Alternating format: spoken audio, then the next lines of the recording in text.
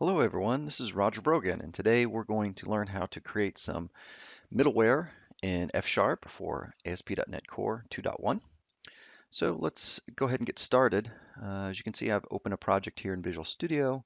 This is the one where we enabled Swagger support in a prior video. If you want to learn how to set that up, you can go ahead and watch the prior video there.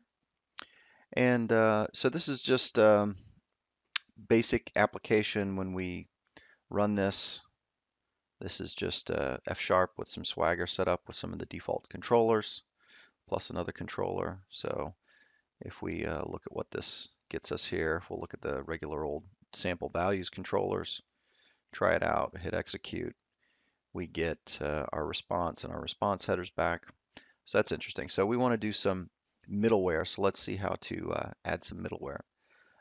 Number one, in our startup class here, this is where we would configure our middleware. And for example, this is the same configure method that we use to add Swagger if we're in development mode here, and some of the other stuff, the HTTPS direction, and of course setting up MVC. So the first thing that we're gonna want to do here is add a class for our new middleware. So I'm gonna go ahead and add a new item here.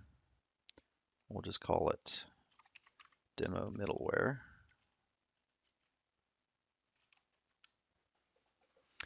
And inside of our demo middleware, what we need to do is create a class in F#. So to do that, we'll just go ahead and define a type here, and we'll call it my middleware. And this middleware needs to take in the constructor here request delegate. So it's typically referred to as next.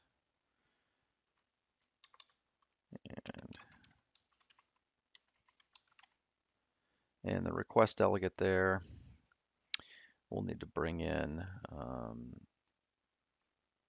the correct open statement for that. So that's going to be on our ASP.NET Core HTTP. We need a member called invoke, and this takes a context, which is an HTTP context object. And in here we can do whatever it is we want for our middleware. We'll just print some interesting stuff with some big arrows so we can see the middleware. And we also want to continue the pipeline. So we want to make sure that we do that. So, and we need to return a task for this. So let's create a task here, and let's invoke that and pass our context along. And then we'll just return our task, because this invoke method should return a task. And so far so good. So we've got this type called middleware. How do we actually set this up? So inside of our configure, so we need to configure the middleware. So let's go ahead and do that. So we need to come in here. We'll use our app object, and we'll use the middleware. And we need to use the name,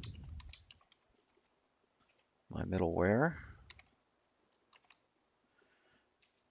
And that does actually return something, so we're just gonna pipe that into ignore. And that should actually run our middleware. So let's see if we got everything set up. I've got this project set up here to automatically launch over to the Swagger URL, and we can see the output coming out here, and we can already see that one, it's launched our Swagger UI here, but more interestingly, we've got our call into our middleware. We can see our output. So our middleware is actually getting called. So let's do something a little bit more interesting than just writing out to the text. Let's go back to our middleware here, and let's look at something else that we could do here. Let's get a hold of our context here and get the response, go into the headers, and let's add a header here. We'll call it, interestingly enough, a new header. Don't know how useful this one will actually be, but we can see that it's wanting a type here of a string values. So let's do string values and then pipe that in. And let's change this to a couple of things. Let's say instead of in the middleware, this is before the next call. And we'll see how this works lifecycle wise here. And after we call the next invoke, we're going to be in the after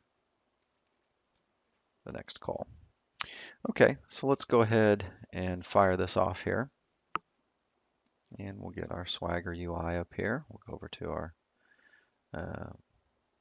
values controller and execute it.